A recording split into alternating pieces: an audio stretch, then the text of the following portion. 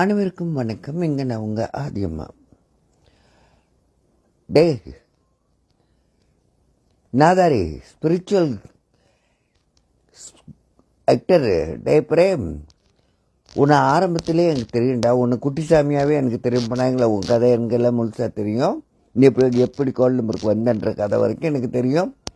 அப்புறம் ஒரு ஜேபியில் ஒரு யோகா சென்டர் வச்சுருக்கேன். நீ அப்போது எனக்கு உன் கதை தெரியும். நான் அப்போ கூட நினச்சேன், இந்த பையனுக்கு கொஞ்சம் இந்த ஹீலிங் ப்ரோசஸ், இந்த ஃபிங்கர்னால முத்ரா ஹீலிங்லாம் கொஞ்சம் சொல்லிக் கொடுப்போம், சொல்லிக் கொடுத்து உன்னை கொஞ்சம் ப்ரொமோட் பண்ணி விடுவோன்னு நினச்சேன். எனக்கு தெரிஞ்சவங்ககிட்டலாம் சொல்லி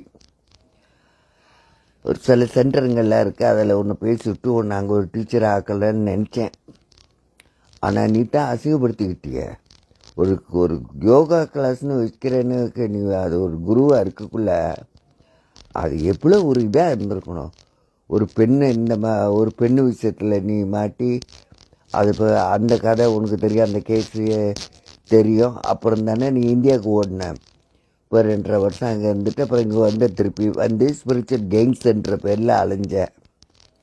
சரி, நீ வந்து உன்னோட ஆசைக்காண்டி நீ நினச்சதெல்லாம் திருத்தப்பட்டு நடக்க உனக்கே என்ன தெரியும்? என்கிட்ட நீ கேட்டுக்கணும், ஆதியம்மா எனக்கு இந்த மாதிரி பிரச்சனையாக இருக்குது, ஏதாவது உதவி பண்ண முடியுமான்னு கேட்டிருந்தாலும் நான் உனக்கு சில இதை பண்ணி சில பேர்கிட்ட பேசி சரி தப்பு செய்யாதவங்க யாருமே இல்லை, எல்லாத்துக்கும் ஒரு வாய்ப்பு கொடுப்போன்னு சொல்லி உனக்கு நல்ல ஒரு இடத்துல ஒன்று சேர்த்து விட்ருப்பேன். சரி விடு, தலையெழுத்து யாரும் மாற்ற முடியும். ஆனால் ஒன்று நான் கேட்குறேன்டா, நீ நேற்று நடந்த கரையை ஒரு வீடியோ பார்த்தேன். ஏண்டா டேய், இது என்னடா கோலம்? திருநீரை பட்டையை அழைச்சிக்கிட்டு நெத்தியில் அம்சமாக சந்தனம் குங்குமம் போட்டு வச்சுக்கிட்டு எப்படா அப்படி ஒரு காரியத்தை நேற்று நீ செஞ்ச? டேய் ஈனப்பிறப்ப, இதை நீ எவ்வளோ அசிங்கப்படுத்தியிருக்க தெரியுமா? நீ நீ நீ அந்த மாதிரி செய்கிறன்னுக்குள்ள உன் நெத்தியில் இதெல்லாம் இருந்திருக்கப்படாது, புரியுதா? ஏன்னா அங்கே நடந்ததோ ஒரு ஆக்ஷன் ஆஃப் சலாஃபி, வஹாபி சலாஃபியோட, சூனி வஹாபியோட இது நடந்தது நேற்று. நீ என்ன ஒரு நீ வந்து சூப்பின்னுக்கிட்டு இருந்த. நீ சுடுகாட்டில் போய் அந்த பிரேத இதுங்க இந்த பேய் பிசாசு ஆத்மா இதோடலாம் கொஞ்சம் இதில் ஈடுபாடில் இருக்குன்னு தெரியும் எனக்கு. ஆனால் நீ வந்து நேற்று இப்போ வந்து சமீபமாக இந்த 10 காய்ச்சல அந்த ஒரு ஆலயத்தில் ஒருத்தன் தானே, ஒரு சாமி வேஷம் போட்டுருந்தானே அந்த கமனாட்டி, அவனை காட்டி கொடுத்து அதை இதை பண்ணிவிட்டு அந்த ஆலயத்தை நீ எடுத்துக்கலான்னு பார்த்தா அவன் நீ யாருன்னு தெரிஞ்சு வெட்டி விட்டதுனால நீ அவனை பழி தீக்கிறேன்னு சொல்லி அவனை மாட்டி விட்டு கடைசியில் போய் ஆலயங்கள்லாம் இப்படி இருக்கு அப்படி இருக்குன்னு நீ ஜம்ரி விண்ணோட்டோட போய் சேர்ந்த. ஜம்ரி விண்ணோட்டு உனக்கு சாப்பாடு கொடுத்து தங்க இடம் கொடுத்து அவனுக்கும் கொஞ்சம் தமிழில் பேசுகிறதுக்கு ஒரு ஆள் இருக்குன்னு சொல்லி இது பண்ணால் நீ தானே உளவாளியாக எல்லாம் பார்த்து கொடுத்தவன், கூட்டி கொடுத்தவன்.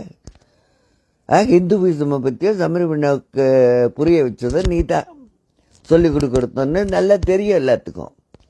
எனக்கு மட்டும் இல்லை, ரொம்ப பேத்துக்கிட்ட கதை தெரியும். ஆனால் நாங்கள் யாருமே அதை பற்றி பொறுப்படுத்தல. நீ உன் வாழ்க்கை நீயும் பொழைக்கணும், சாப்பிடணும், உனக்கும் வயிறு இருக்குது, சரி அவன் சோறு போட்டு பார்த்துக்கிறான், சரி இருந்துட்டு போட்டோன்னு விட்டுட்டேன். ஆனால் நேற்று நீ அந்த கோயிலில் போய் அதை போய் இடிச்சிய, அது தாண்டா எனக்கு தாங்கலை.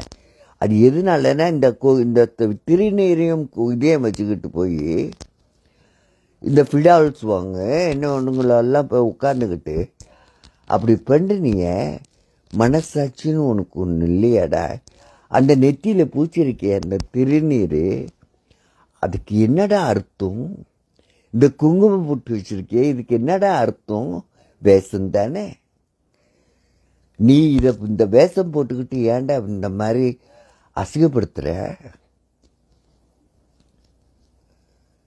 இதில் வந்து நான் ஜம்ரி பின்னுட்டு ஏச மாட்டேன். ஏன்னா அவன் சலாப்பியை சேர்ந்தவன், இது இப்போ வஹாபி பிரகாரம் அவங்களுக்கு அவங்க ஆலயத்தையே உடைப்பான். அது ஒரு ஷியா ஆலயமாக இருந்தால் அதை கூட போய் உடைப்பானுங்க. அது அவங்களுக்கு அது பழக்கமாக போச்சு. தெரியுதா? இந்த ஹராம்ன்ற வார்த்தை வந்து இப்போ எங்கேருந்து வந்துச்சுன்னு பார்க்க போனாக்கா அது தொடங்கி வச்சதே இந்த இந்த சலாஃபி சூனி சலாஃபி வஹாபியிலேருந்து வந்தது தானே. உனக்கு நல்லா தெரியும் பாரு. ஆனால் ரொம்ப நம்ம இந்து மக்களுக்கு இதை பற்றி தெரியாது.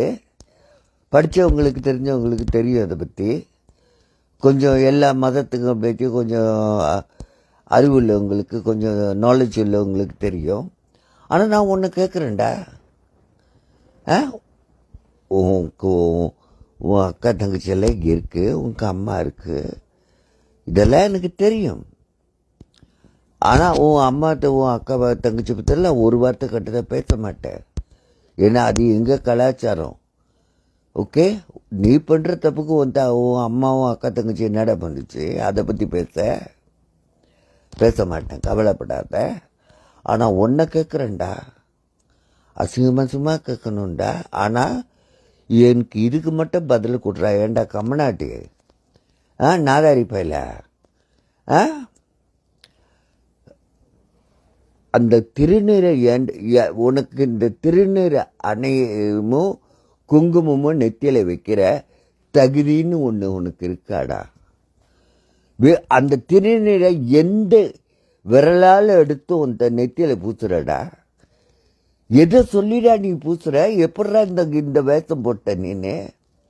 அதுக்கு சக்தி இல்லைன்னு நீ நினச்சிக்கிட்டியா? ஏண்டா கமநாட்டி, உங்கள் அப்பா உன்னை ரூமில் போட்டு அடைச்சி பூட்டி போட்டதுக்கு நான் இப்போ தான் புரியுது ஏன் பூட்டி வச்சான்னு. உன்னை அடிக்க முடியலன்னு பூட்டியே வச்சுருந்துருக்கான். அப்பயாவது சில இந்த சாமி கதைங்க அது இது புக்கெல்லாம் தூக்கி போட்டு பட்டுறான்னு சின்னதுலேருந்து ரூம்லேயே 11 வருஷம் பூட்டு போட்டு கிடந்த நீ, எனக்கு இந்த கதை தெரியும்.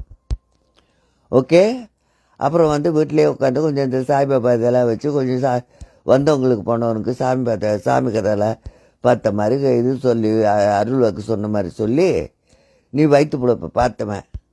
அப்புறம் அங்கேருந்து 2 திருநங்கைங்களோட கால் நம்பருக்கு வந்தவன். அப்படி தான் ஆரம்பம் உன் கதை, சரியா? ஆனால் நீ வந்து அதை பற்றியெல்லாம் அதெல்லாம் உன் வயிற்று பிழப்பு தலையெழுத்து நீ பிறப்போ அதை பற்றியெல்லாம் நான் எதை கெட்டதாக சொல்லலை. உன் வாழ்க்கை படகு நீ தொடங்கி போனோம், அதை ஓகே. ஆனால் திருநீரை அணிந்து கொண்டு அதில் ஒரு குங்கும பொட்டியும் சந்தன பொட்டியும் அம்சமாக வச்சுக்கிட்டு எப்படா ஒரு ஆலயத்தை உடைச்ச நீ? உன் கையில் வராத நோய் வர, உன் வாயில் வராத வியாதி வேற, கை காலி இழுத்துக்கிட்டு நடக்க முடியாமல் கிடக்கிறதுக்கு, தண்ணி கொடுத்தா கூட தண்ணி எடுத்து குடிக்கிறதுக்கு கையில் வெள்ளம் இல்லாமல் போய் கிடக்க நீ. ஏண்டா இப்படி சாபம் என்கிட்ட வாங்குறியடா? இது முறையா? என்ன இப்படி சபிக்க வைக்கிறியடா உன்னை? ஏன்னா அந்த திருநீரையும் அந்த குங்குமத்தையும் வைக்கிறத விடு, அழைச்சிடு. உனக்கு அந்த தகுதி கிடையாது. நம்ம தெரியுதா? நீ இந்த இந்து வேஷம் போடாத, தெரியுதில்ல? கழட்டி எடுத்துரு. ஆனால் ஒன்று, நீ நடந்துக்கிட்டதுக்கு நிச்சயம் உனக்கு அந்த இயற்கையை தண்டிக்குண்டா. உனக்கு நேரம் ஆரம்பம்டா, பாருடா இயற்கை எப்படி உன்னை தண்டிக்குதுன்னு நீயே பாடுறா. தெய்வம் இருக்குன்னு உனக்கு புரியணும்ல, பார்த்துக்க அது நடக்கிறத.